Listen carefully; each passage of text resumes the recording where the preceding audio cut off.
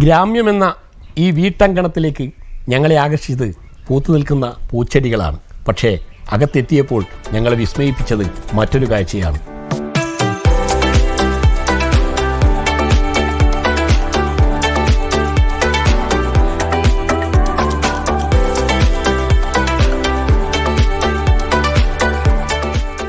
ഏകദേശം ഒരു 30ഓളം പഴവർഗ്ഗങ്ങൾ എൻ്റെ ഈ വീട്ട് പരിസരത്തുണ്ട്. അതിൻ്റെ പ്രത്യേകത എന്ന് വെച്ചാൽ 20 സെൻറ്റോളം വരുന്ന ഒരു സ്ഥലമാണ് ഈ വീട്ടിൻ്റെ ചുറ്റുപാടുള്ളത്. മിക്കവാറും എല്ലാ ചെടികളും ഈ വീട്ടിൻ്റെ ചുറ്റുപാട് തന്നെ ഞാൻ വെച്ച് കൊടുത്തിട്ടുണ്ട്. ഒരു സങ്കല്പമാണ്.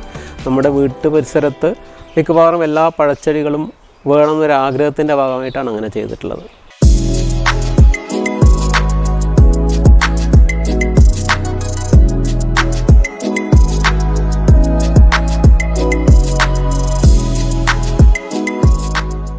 കായ്ച്ചു നിൽക്കുന്നതും പൂത്തു നിൽക്കുന്നതും പഴുത്തു നിൽക്കുന്നതുമായ 30ലധികം പഴവൃക്ഷ ചെടികൾ കൊണ്ട് സമ്പന്നമായ ഒരു വീട്.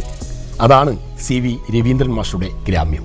ആ ഗ്രാമ്യത്തിലെ വേറിട്ട കാഴ്ചകളാണ് നേർക്കാഴ്ചയിൽ.